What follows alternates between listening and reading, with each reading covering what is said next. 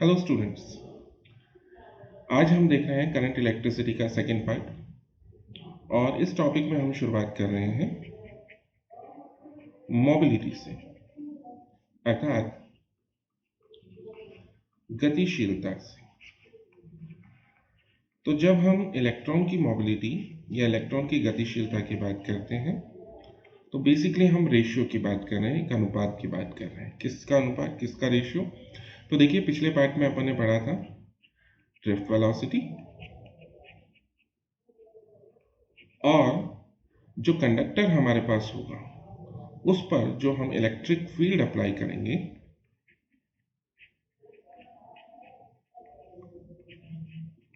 इन दोनों का जो रेशियो होगा ड्रिफ्ट वेलोसिटी और इलेक्ट्रिक फील्ड का, यही रेशियो मोबिलिटी कहलाएगा। मतलब इलेक्ट्रॉन का जो अपवाह वेग है और चालक पर जो हम विद्युत क्षेत्र आरोपित करेंगे, इन दोनों का जो अनुपात होगा, इसी को हम गतिशीलता के रूप में परिभाषित कर सकते हैं। तो गतिशीलता या मोबिलिटी को हम म्यू से रिप्रेजेंट करते हैं और म्यू बराबर होगा ड्रिफ्ट वेलोसिटी यानी अपवाह वेग, जिसको हम वीडी से रिप्रेजेंट करते हैं, डिवाइडेड बाय इलेक्ट्रिक फील्ड विद्युत क्षेत्र, जिसको हम ई से रिप्रेजेंट करते हैं। तो ये हमारे पास मोबिलिटी या गतिशीलता का फॉर्मूला, ये सूत्र आ जाता है। इसी से हम इसकी यूनिट या मात्रक निकालेंगे। तो देखिए, ड्रिफ्ट वेलोसिटी या अपवाह वेग का जो यूनिट होगी, मात्रक होगा, वो होगा मीटर पर सेकेंड, और इलेक्ट्रिक फील्ड या विद्युत क्षेत्र का जो मात्रक होता है वो होता है वोल्ट पर मीटर। तो अगर इसको हम सॉल्व करें तो हमारे पास आता है मीटर स्क्वायर पर वोल्ट सेकेंड। ये हमारे पास फाइनल यूनिट या मात्रक आ जाता है मोबिलिटी की या गतिशीलता का। अब हमने पढ़ा था कि जो ड्रिफ्ट वेलोसिटी है, अपवाह वेग है, उसका फॉर्मूला होता है small E capital E tau divided by M E, जहां पर स्मॉल ई है चार्ज ऑन इलेक्ट्रॉन, इलेक्ट्रॉन पर आवेश, कैपिटल ई इलेक्ट्रिक फील्ड विद्युत क्षेत्र, टॉ रिलैक्सेशन टाइम विश्रांति काल, और M E mass of electron, electron का द्रव्यमान। अगर इस फॉर्मूले को अगर हम मोबिलिटी के फॉर्मूले में यूज करें तो मोबिलिटी का जो हमें नया फॉर्मूला मिलता है वो किस प्रकार मिलेगा? E capital E tau divided by M E, और इसके डिवाइड में आ जाएगा कैपिटल ई। बट ऑब्वियस है, कैपिटल ई से कैपिटल ई कैंसिल आउट हो जाएगा, और मोबिलिटी का या गतिशीलता का जो फाइनल फॉर्मूला हमारे पास आएगा वो होगा स्मॉल ई टॉ अपॉन एम ई। तो ये फाइनल फॉर्मूला हमारे पास मोबिलिटी का या गतिशीलता का आ जाता है।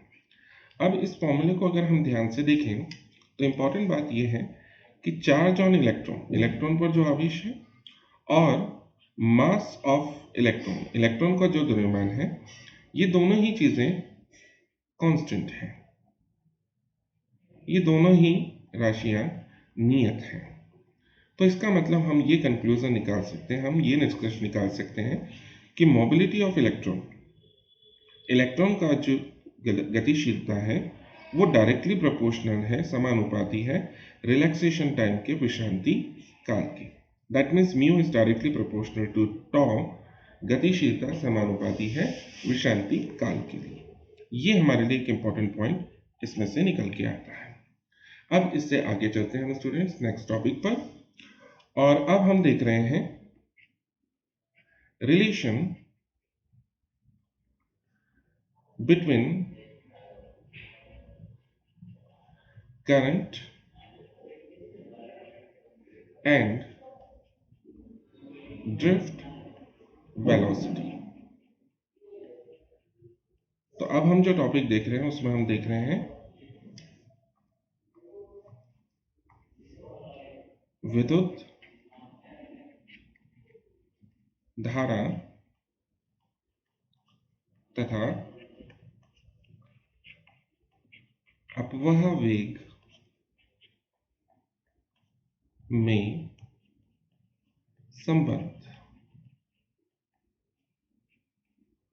तो देखिए स्टूडेंट्स, करंट और ड्रिफ्ट वेलोसिटी, धारा और अपवाह वेग में जो संबंध है उसको हम सिंपल समीकरण या एक इक्वेशन के थ्रू रिप्रेजेंट कर सकते हैं। I equals to N E A V D. ये एक इक्वेशन है, समीकरण है, जिसमें हम करंट, विद्युत धारा और ड्रिफ्ट वेलोसिटी, अपवाह वेग, इन दोनों को आपस में इंटर रिलेट कर रहे हैं, संबंधित कर रहे हैं। अब इस इक्वेशन में हमें पता लग रहा है कि I क्या है, हमारे पास करंट है, विद्युत धारा है, n यहां पर जो हम ले रहे हैं ये कहलाता है number of electrons per unit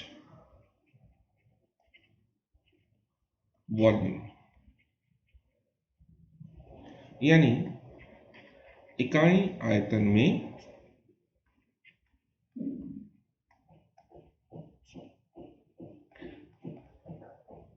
इलेक्ट्रॉनों की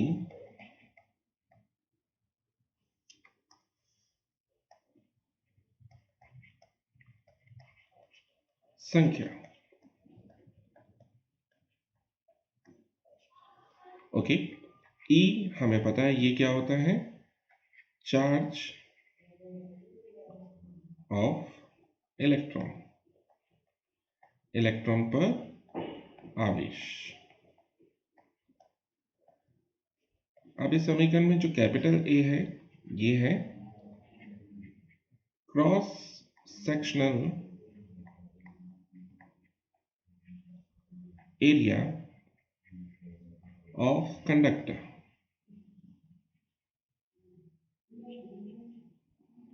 जो चालक हम ले रहे हैं उस चालक का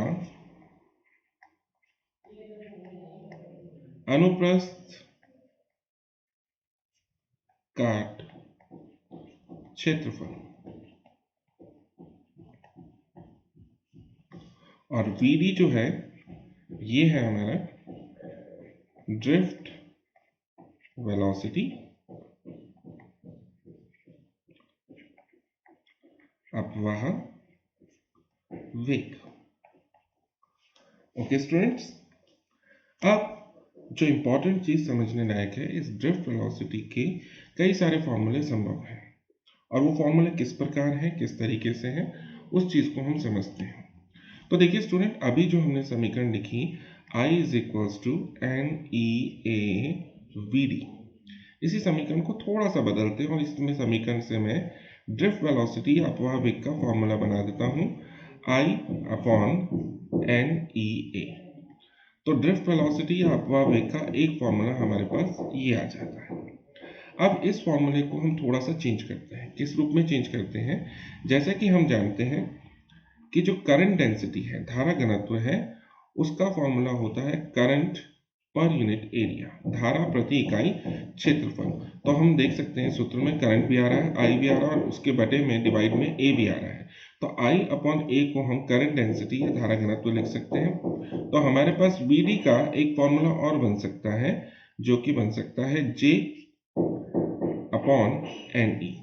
तो यहाँ पर हमारे पास ड्रिफ्ट वेलोसिटी या अपवाह वेग का एक और सूत्र हमारे पास तैयार हो जाता है। ठीक है स्टूडेंट्स, अब हमें पता है कि जो करंट डेंसिटी है, धारा घनत्व, उसका एक सूत्र और होता है सिग्मा इंटू ई। ओके, तो इस फॉर्मूले को अगर हम यूज करें तो ड्रिफ्ट वेलोसिटी या अपवाह वेग का एक सूत्र हमारे पास और आ जाता है sigma E divided by N E. आप ये देखते रहें कि तीसरा फॉर्मूला हमारे पास अपवाह वेग का या ड्रिफ्ट वेलोसिटी का आ गया है। ध्यान आप ये रखिएगा, यहाँ पर J का मतलब क्या है, J का मतलब है यहाँ करंट डेंसिटी, अर्थात धारा घनत्व। ओके, सिग्मा क्या है यहाँ पर, ये है कंडक्टिविटी, अर्थात चालकता। ओके, इसके बारे में मैं आपको पिछले पार्ट में बता चुका हूं। ई क्या है यहाँ पर, ये है इलेक्ट्रिक फील्ड, अर्थात विद्युत क्षेत्र। ओके स्टूडेंट्स, अब देखिए एक चीज और, हम फॉर्मूले को थोड़ा सा और बदलते हैं। कैसे बदलते हैं, हम जानते हैं कि जो सिग्मा है, ठीक है, वो अगर उसको रेसिप्रोकल कर दिया जाए, उसका व्युत्क्रम कर दिया जाए, तो वो बन जाता है रेजिस्टिविटी, प्रतिरोधकता, जिसको हम रो से रिप्रेजेंट करते हैं। तो रो बराबर होता है 1 अपॉन सिग्मा, जहां पर रो क्या है, ये है रेजिस्टिविटी, अर्थात प्रतिरोधकता। तो रेजिस्टिविटी हमें क्या बताती है कि कोई भी कंडक्टर करंट के फ्लो को कितना अपोज करता है, that is called its resistivity. कोई भी चालक धारा के प्रवाह में कितना अवरोध उत्पन्न करता है, यही उसकी प्रतिरोधकता है। और ये प्रतिरोधकता या रेजिस्टिविटी किसके बराबर होती है, 1 बटा चालकता, 1 अपॉन कंडक्टिविटी के। तो अगर इस फॉर्मूले को हम यहाँ यूज करें तो हम ये कह सकते हैं कि Vd या ड्रिफ्ट वेलोसिटी किसके बराबर है, E upon rho N E. तो हमारे पास ड्रिफ्ट वेलोसिटी या अपवाह वेग का एक सूत्र और आ जाता है। अब देखिए, थोड़ा सा और चेंज करते हैं, किस तरीके से, उस चीज को समझिए। इलेक्ट्रिक फील्ड या विद्युत क्षेत्र का एक फॉर्मूला होता है electric potential per unit length, विद्युत विभव प्रति इकाई लंबाई, ये आपके विद्युत क्षेत्र का सूत्र होता है। अगर इस फॉर्मूले को हम यहाँ यूज करें तो Vd का एक फॉर्मूला हमें और मिल सकता है, यानी ड्रिफ्ट वेलोसिटी अपवाह वेग का एक सूत्र और मिल सकता है, और वो सूत्र हो जाएगा V upon rho N E N. तो इस तरीके से हमारे पास ड्रिफ्ट वेलोसिटी के कई सारे फॉर्मूले बन जाते हैं, अपवाह वेग के कई सारे सूत्र बन जाते हैं। और इन सूत्रों से हमें जो कंक्लूजन मिलेंगे, जो निष्कर्ष मिलेंगे, वो बहुत इंपॉर्टेंट है। किस तरह के कंक्लूजन मिलेंगे, किस तरह के निष्कर्ष मिलेंगे, उनको मैं आपको एक अलग कलर से पॉइंट आउट करके बता रहा हूँ, और इस पर मैं 3 स्टार बना रहा हूँ क्योंकि ये पॉइंट्स बहुत इंपॉर्टेंट है। तो देखिए क्या क्या पॉइंट निकल के आते हैं। पहला point, drift velocity is directly proportional to electric current. अपवाह वेग विद्युत धारा के समानुपाती होता है। दूसरा पॉइंट देखिए क्या निकल के आता है, drift velocity is inversely proportional to number of electrons. अपवाह वेग इलेक्ट्रॉन की संख्या के व्युत्क्रमानुपाती होता है। तीसरा पॉइंट देखिए, drift velocity is directly proportional to potential. अपवाह वेग विद्युत विभव के समानुपाती होता है। चौथा पॉइंट देखिए जो निकल के आ रहा है, drift velocity is directly proportional to current density. अपवाह वेग धारा घनत्व के समानुपाती होता है। पांचवा पॉइंट देखिए, drift velocity is directly proportional to conductivity. अपवाह वेग चालकता के समानुपाती होता है। छठा पॉइंट देखिए, drift velocity is inversely proportional to resistivity. अपवाह वेग प्रतिरोधकता के व्युत्क्रमानुपाती होता है। और सातवां और आखिरी पॉइंट जो हमारे सामने निकल के आता है, drift velocity is inversely proportional to cross sectional area of conductor. अपवाह वेग चालक के अनुप्रस्थ काट क्षेत्रफल के व्युत्क्रमानुपाती होता है। तो देखिए हमने सिर्फ एक फॉर्मूला पढ़ा, relation between current and drift velocity, विद्युत धारा और अपवाह वेग में संबंध पढ़ा, और उस संबंध में हमें इतने सारे फॉर्मूले, इतने सारे रिलेशन, इतने सारे संबंध हमारे सामने निकल के आ गए। और ये सारे रिलेशन बहुत इंपॉर्टेंट हैं क्योंकि इन पर कंपटीशन लेवल पर बहुत सारे क्वेश्चन बनते हैं, बहुत सारे प्रश्न बनते हैं, बहुत सारे एमसीक्यूज बनते हैं। तो ये टॉपिक आपके लिए बहुत बहुत ज़्यादा इम्पॉर्टेंट है। चलिए स्टूडेंट, अब इससे आगे के हम टॉपिक पर चलते हैं, और अब हम बात कर रहे हैं ओम्स लॉ की, अर्थात ओम का नियम। तो स्टूडेंट्स, जब हम ओम के नियम की बात करते हैं, ओम्स लॉ की बात करते हैं, तो स्टूडेंट इस फॉर्मूले से, इस नियम से, इस लॉ से बहुत ही ज़्यादा रिलेट करते हैं, आराम से इसके बारे में बता देते हैं, और सीधा एक जवाब आता है कि V is directly proportional to I। V समानुपाती होता है I के। और बिल्कुल सही भी है, बिल्कुल सही है कि अगर हम किसी कंडक्टर पर V पोटेंशियल अप्लाई करते हैं तो ये पोटेंशियल उस कंडक्टर में फ्लो होने वाले करंट के डायरेक्टली प्रोपोर्शनल होता है। अगर किसी चालक पर हम विभव V आरोपित करते हैं तो ये विभव उस चालक में प्रवाहित होने वाली धारा के समानुपाती होता है। ये बिल्कुल सही है और यही ओम का नियम है। लेकिन स्टूडेंट्स, एक चीज जो सबसे इंपॉर्टेंट ध्यान में रखने वाली है उनके बारे में मैं आपको गौर कराता हूँ। पहली चीज आपको ये ध्यान रखना है कि ओम का नियम जो है वो होता है फॉर कंडक्टर्स, यानी चालक के लिए। देखिए, कई तरह के आपके पास पदार्थ हो सकते हैं। पदार्थ आपका चालक हो सकता है, अचालक हो सकता है, अर्धचालक हो सकता है, कंडक्टर हो सकता है, सेमीकंडक्टर हो सकता है, इंसुलेटर हो सकता है। लेकिन जो कंडक्टर मटेरियल होते हैं, जो चालक पदार्थ होते हैं, सिर्फ वही ओम्स लॉ को ऑबे करते हैं, ओम के नियम का पालन करते हैं। सेमीकंडक्टर और इंसुलेटर, अर्धचालक और अचालक या कुचालक जिसे हम कहते हैं, वो ओम्स के लॉ को फॉलो नहीं करते, ओम के नियम का पालन नहीं करते हैं। तो ये चीज आपको ध्यान रखनी बहुत जरूरी है, बहुत इंपॉर्टेंट है। सेकेंड थिंग जो आपको ध्यान रखनी है कि V is directly proportional to I होता है, V समानुपाती I होता है। लेकिन इसमें आपको एक कंडीशन लगानी जरूरी है, एक विशिष्ट अवस्था लगानी जरूरी है। क्या कंडीशन है कि V is directly proportional to I होगा when physical condition of conductor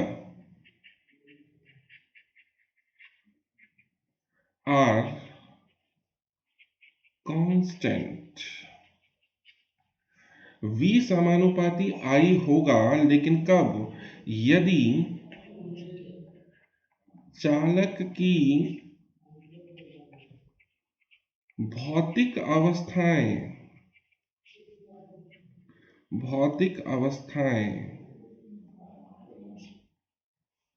नियत हों, तभी V directly proportional to I होगा, V समानुपाती I होगा।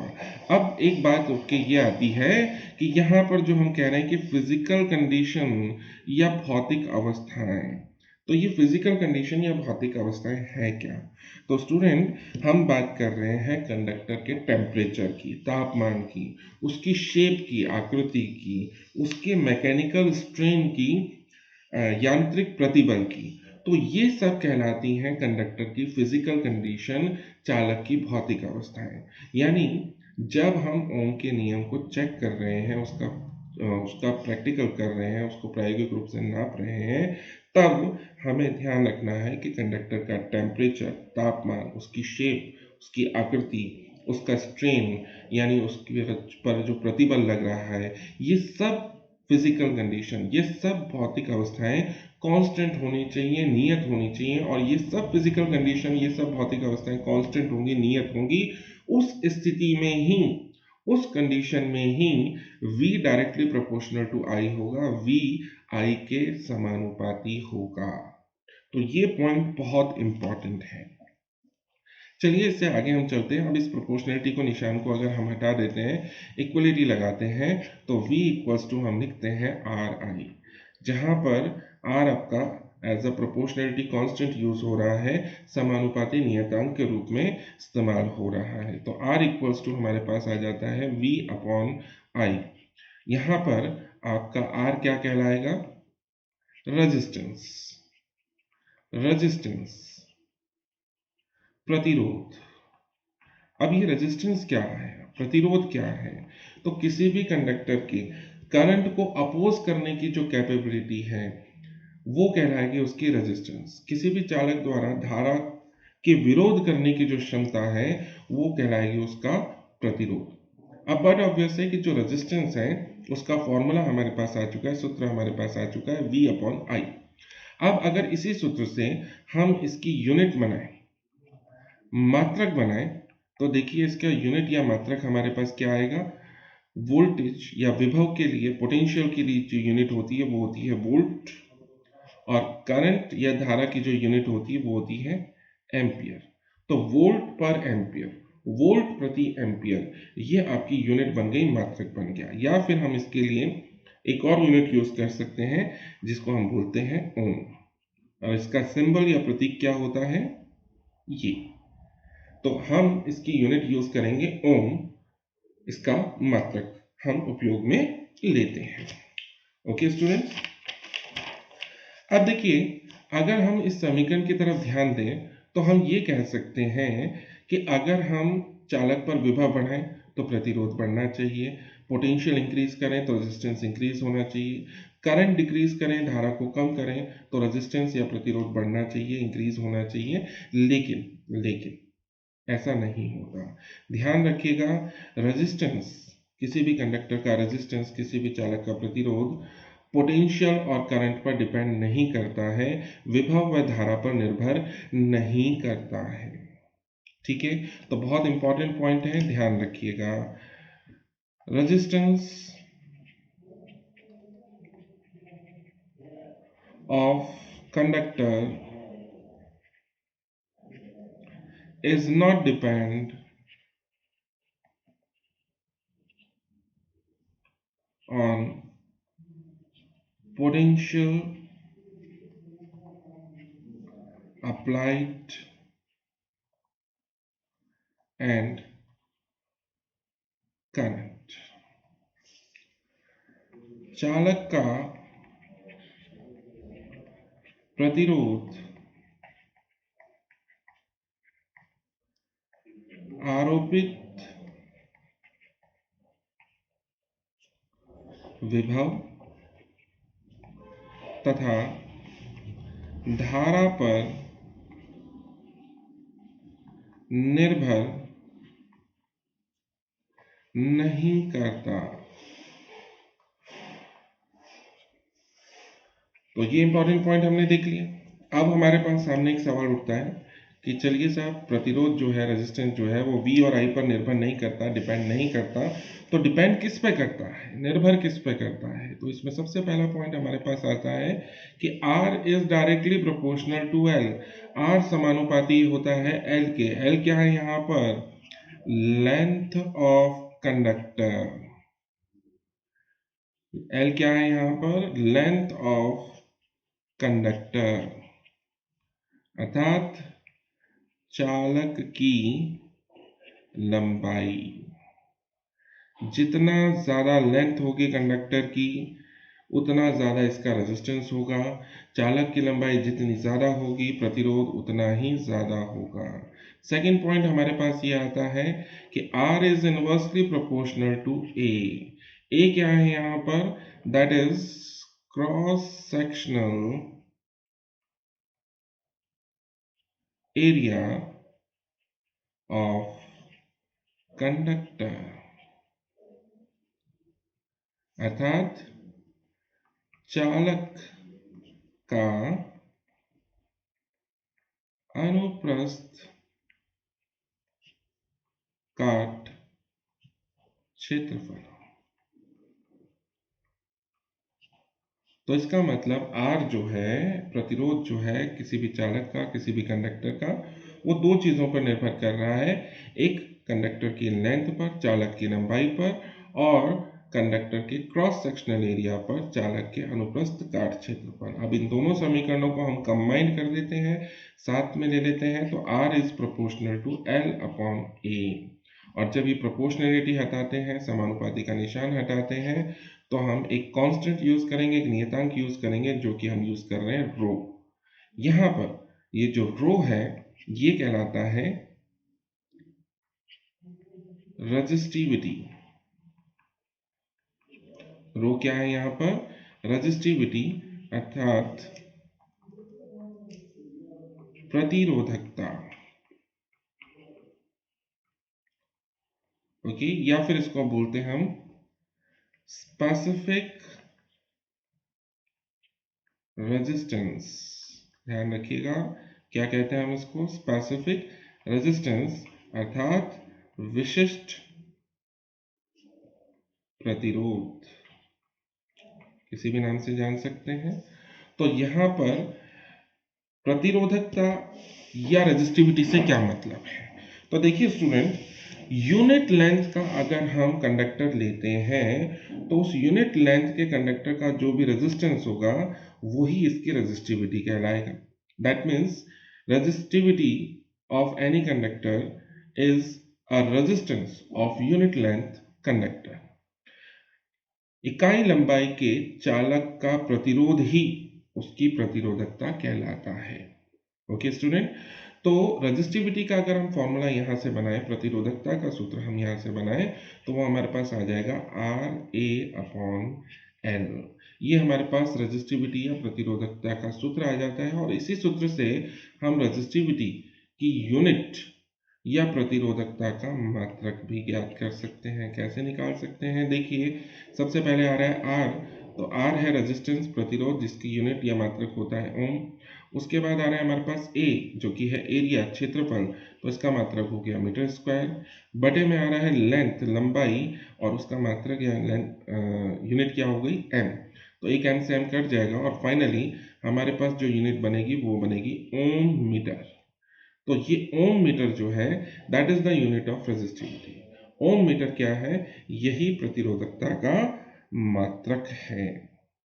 ओके स्टूडेंट्स, तो यहाँ तक हम अपने करंट इलेक्ट्रिसिटी का सेकंड पार्ट कंप्लीट करते हैं। तो नए टॉपिक्स के साथ हम नए पार्ट में मिलेंगे। तो आज के लिए धन्यवाद।